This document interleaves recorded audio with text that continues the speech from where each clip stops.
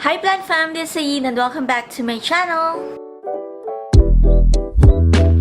So for today's video, we're having a little bit of a chat. Today, I'm gonna be sharing with you some plant buying tips, particularly when it comes to buying plants online. So, naisip ko gawin to kasi alam ko na kahit na we're into the plantdemic na tinatawag, or a lot of people getting into plants, or yung interest and hype sa plants, it's been going on for how many months already, or since nga this pandemic started. Napansin ko na marami pa ring tao alam mo yun, bago pa lang sila sa hobby na to, and they have just started, buying plants for their collection and all that. So, I decided to do this to help you guys out, especially those who are new to this hobby. So, yung mga pag-uusapan natin dito is of course, paano nga ba natin masisigurado na makakakuha tayo ng quality plants? How to not be scammed? Ano yung mga things to consider when buying plants online? How to go about the transaction?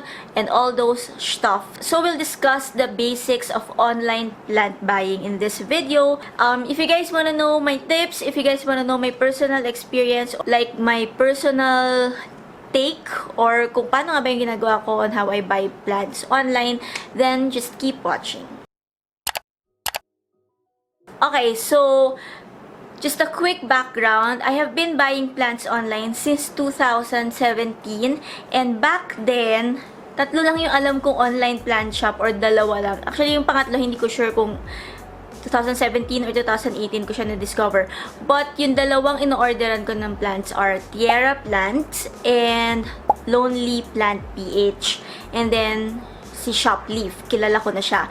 But, hindi pa ako naka-order that time kay Shopleaf. So, yung dalawang in-orderan ko are si Tierra Plants and si Lonely Plant PH. Si Lonely Plant, hindi na siya nagbebenta ng plants, ang alam ko. Tierra Plants, they are still active on Instagram. So, these Instagram sellers, onting-onti pa lang yung mga may kita mo on Instagram. And, pag nag-search ka on Facebook Marketplace, usually what you'll see are just, alam mo yun, sellers na nagbebenta ng halaman from their personal collection. Kumbaga, if they want to declutter, or if they just want to sell, or if, for example, they propagate things and then they want to sell their propagations.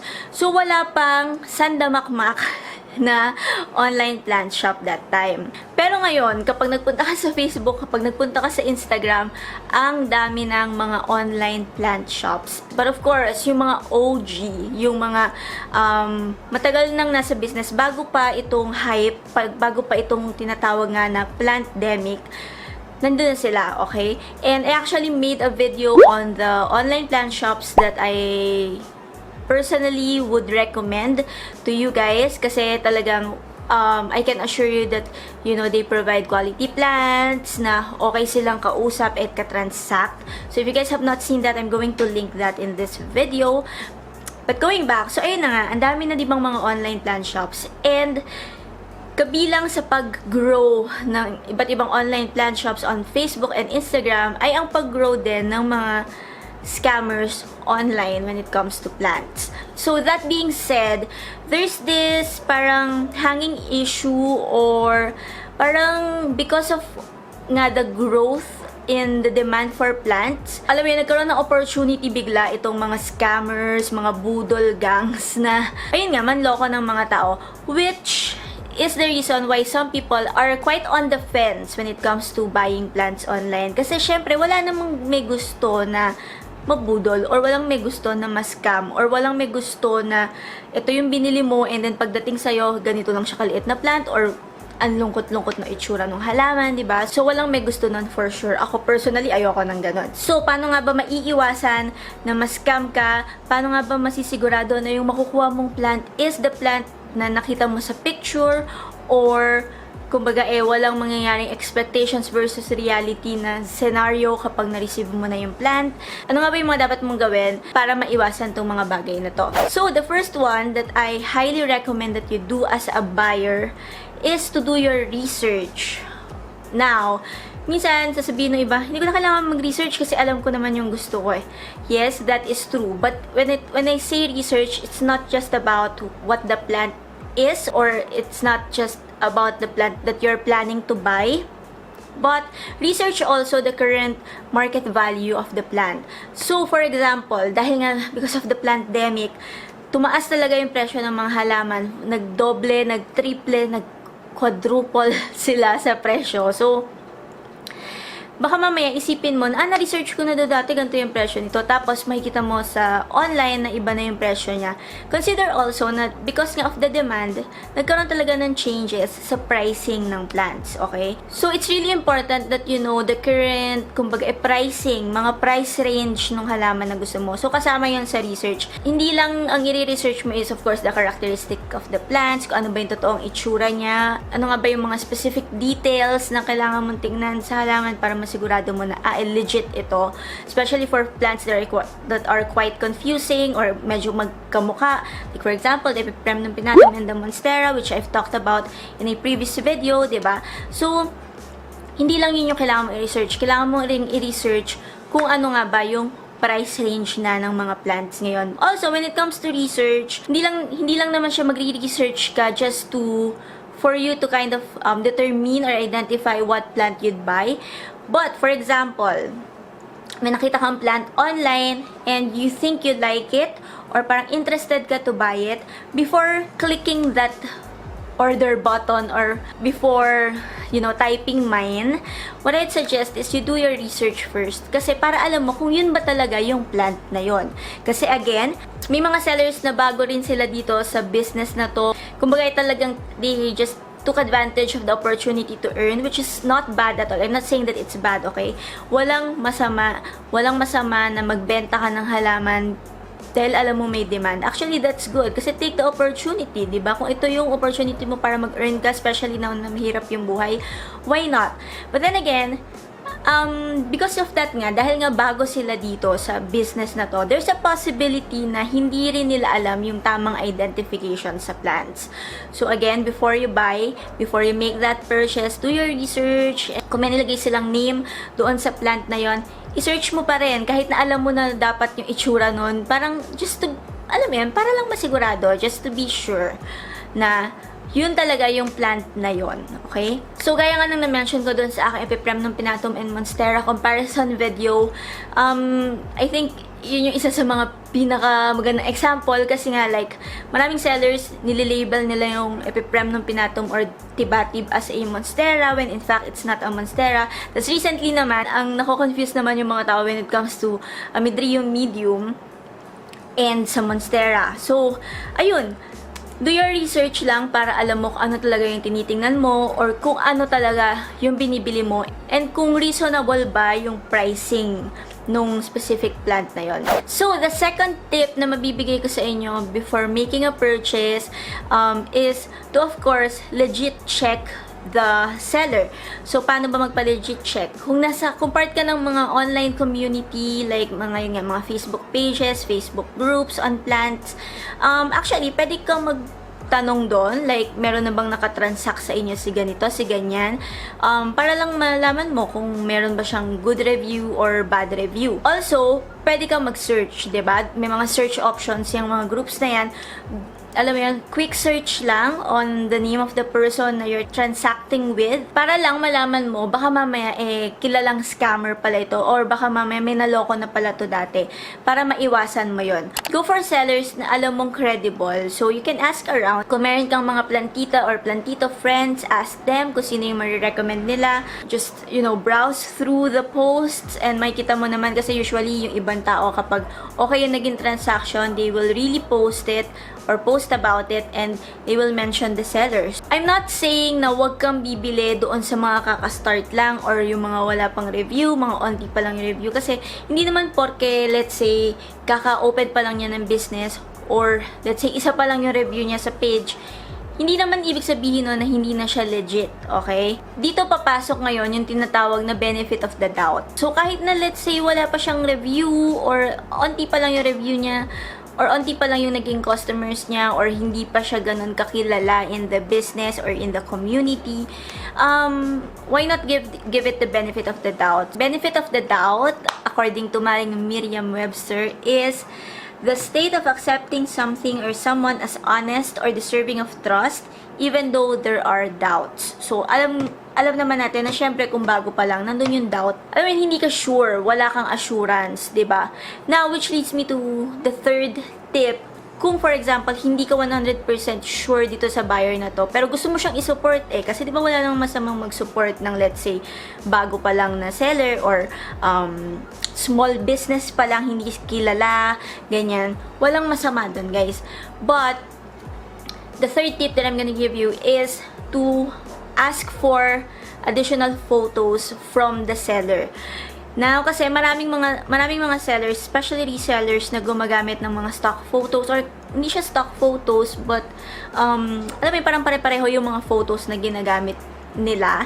So, minsan, hindi mo alam kung, wait, parang nakita ko na to before, so magdududa ka, yung pala reseller siya. Now, what you can do, para lang alam mo na talagang nasa kanya na yung plant or na talagang okay yung plant na binibenta niya, is to ask for additional photos, especially of the actual plant na bibilhin mo.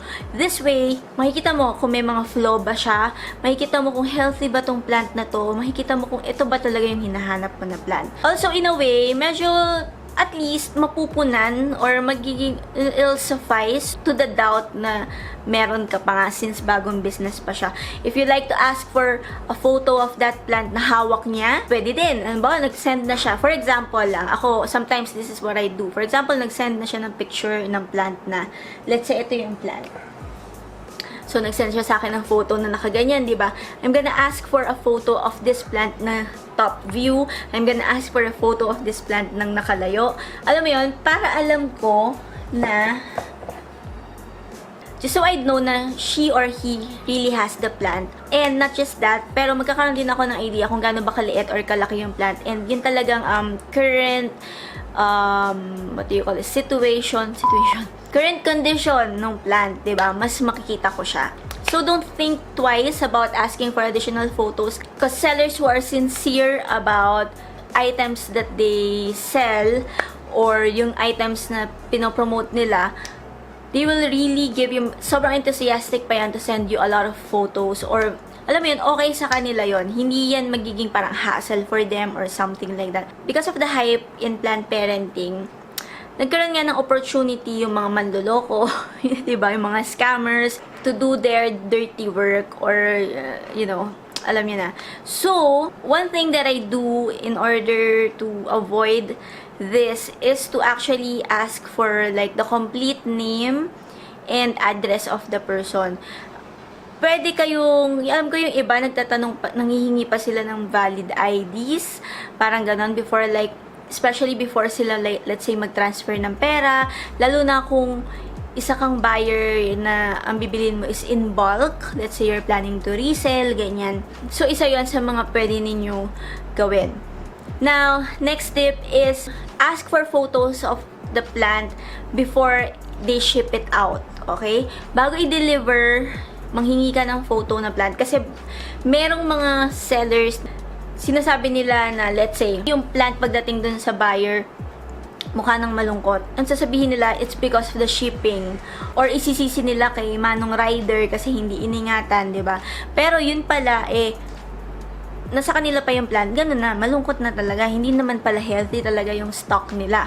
So, para maiwasan yun, pwede kayong request for detailed shot nung plant or nung actual plant bago siya i-ship out. Which leads me to the next tip. When it comes to shipping the plant, I'd say, of course, go for the couriers na masiship kagad sa'yo yung plant like Lalamove, Grab. This way, may ensure mo na yun nga, na yung plant ay makakarating din sa'yo within the day. And not only that, pero matatrack mo pa because nga, syempre, diba sa app ng mga couriers na to, merong mga tracker, ganyan. Now, because of the pandemic, because nga we have mga GCQ, MGCQ, ECQ sa iba't ibang areas, when it comes to shipping, I will not recommend na mag-order kayo ng plants sa provinces or if you're from the province na mag-order ka ng plant from Manila at this point. Why? Because of the quarantine. Alam mo, there's a possibility na ma-delay yung package, and pag na-delay yung package, kapag hindi ka agad na-ship or na-transport, di ba, na sobrang risky niya, pwede talagang mamatay yung plants. Alam mo yun, yung pinagastusan mo, ayaw mo naman na pag na-receive mo siya, lanta na siya, di ba? I've seen a lot of photos nito na yung mga, let's say, caladiums. When it comes to shipping plants, kailangan nyo rin i-consider kung ano ba yung klase ng plant ang isi-ship. For example, marami ako nakita online, like last month or last month na nag-order sila online and then from Mindanao yata or somewhere, Mindanao or Visayas. And then pagdating sa kanila dito sa Metro Manila, yung mga caladiums na in-order nila, as in super lanta, as in nakakaawa yung itsura.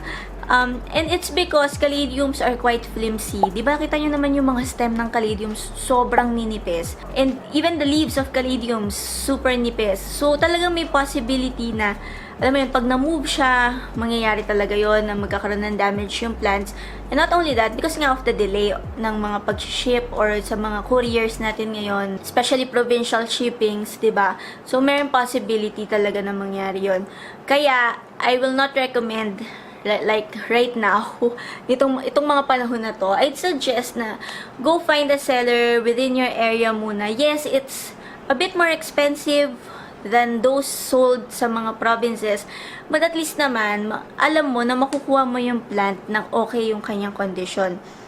Don't get me wrong, I'm not saying na hindi mapagkakatiwalaan yung mga sellers sa ibang lugar sa mga probinsya kasi ako personally naka-order na ako ng plants from Visayas and during that time wala pang pandemic, during that time walang mga delay sa shipping and nakuha ko sila yung plant na in very good condition. So hindi ko po sinasabi na hindi mapagkakatiwalaan yung mga sellers from the province. I'm just saying na at the moment it's better if you just buy within your area just so to prevent yung mga ganun ng pangyayari na pagdating ng halaman lanta na or patay na, 'di ba? Kasi una sa lahat, sayang sa pera. Pangalawa, magpapakahirap ka pa ngayon i-revive yung plants na yon. Although sabihin na natin, okay, si caladium basta may bulb, lalago pa yan. Huwag kang mag-alala dyan. Kaya eh. Pero alam mo yun, maghihintay ka pa eh, 'di ba? So, if I were you, just order from someone here from Manila if you're from Manila or kung tiga-province ka, someone nakilala mo rin from the province.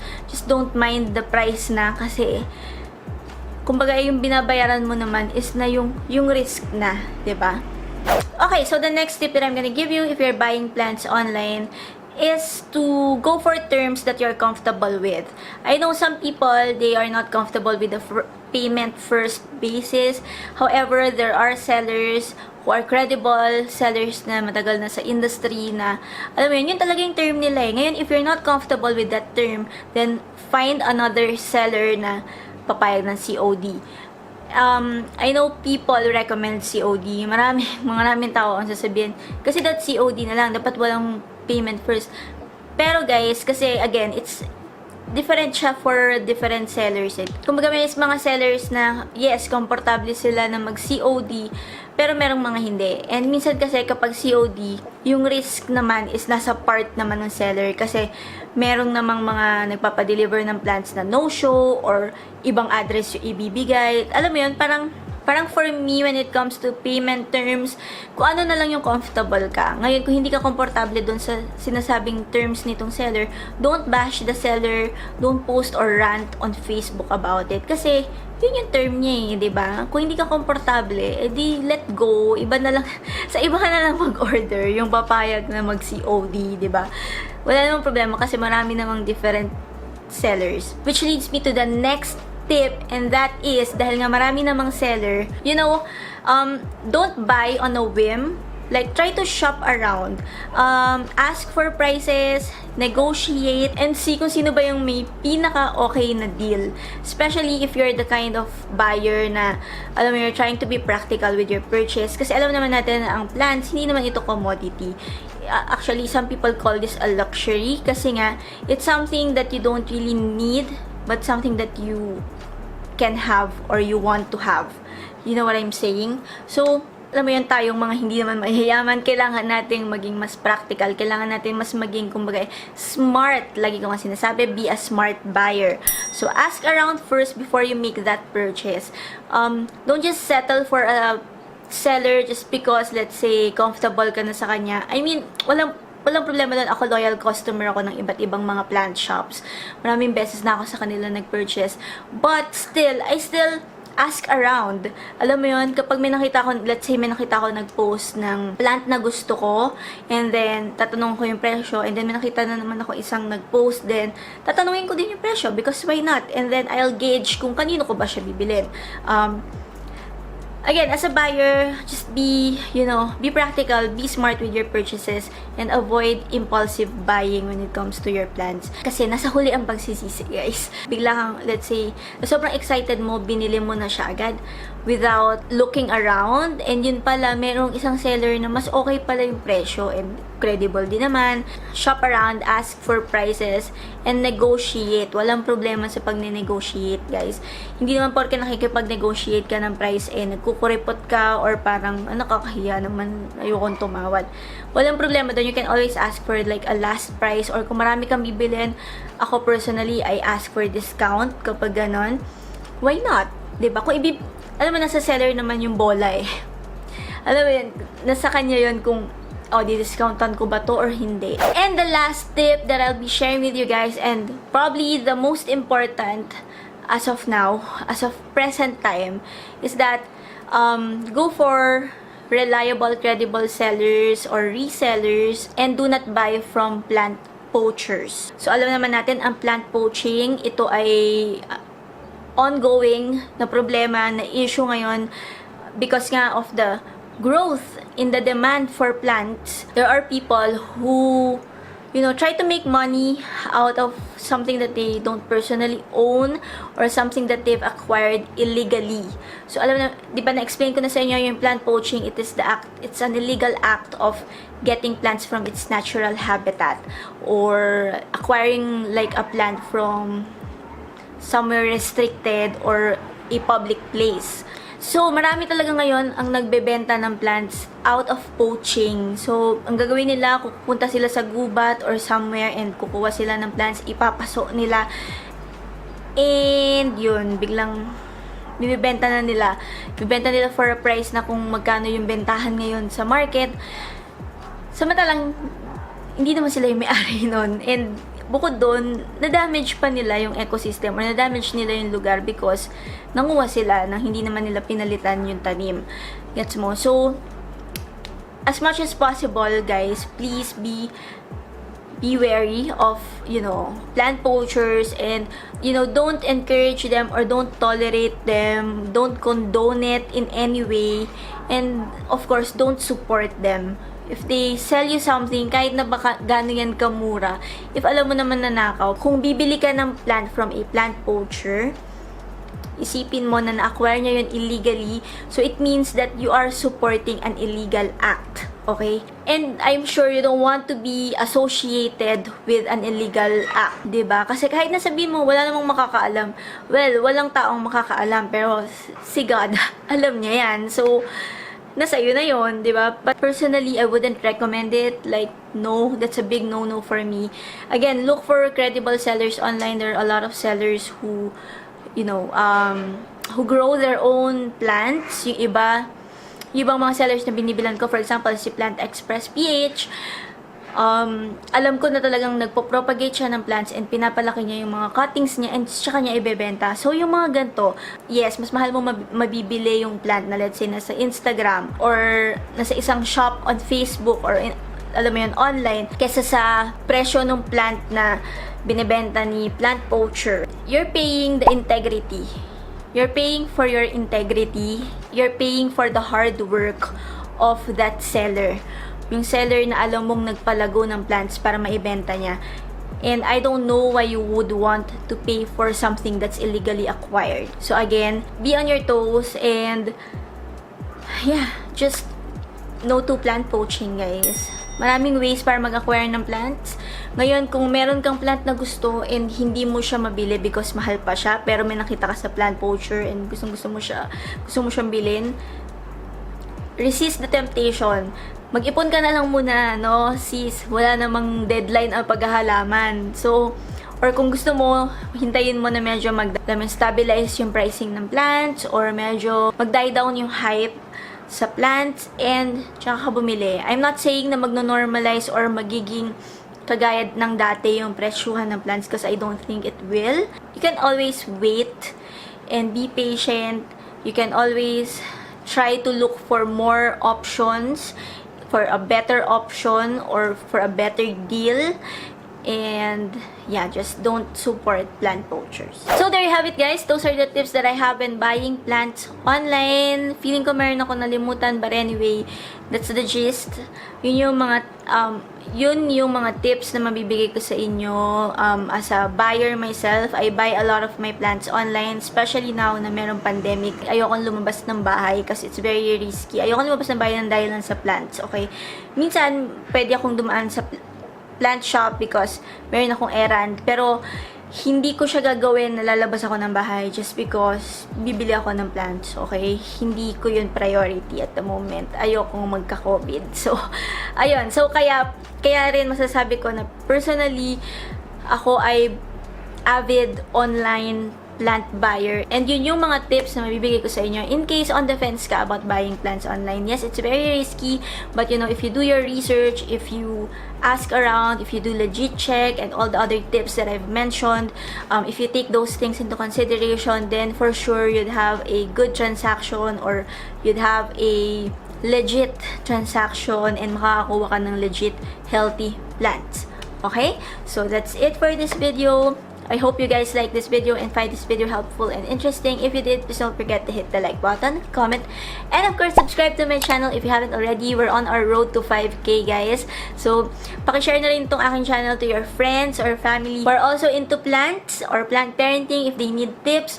You can also reach me on Instagram and Facebook if you have questions about anything like plant identification or any question about tips and all that. So, yeah. That's it. I don't have anything more to say. Thank you guys so much for watching. See you guys again in my next video. Bye!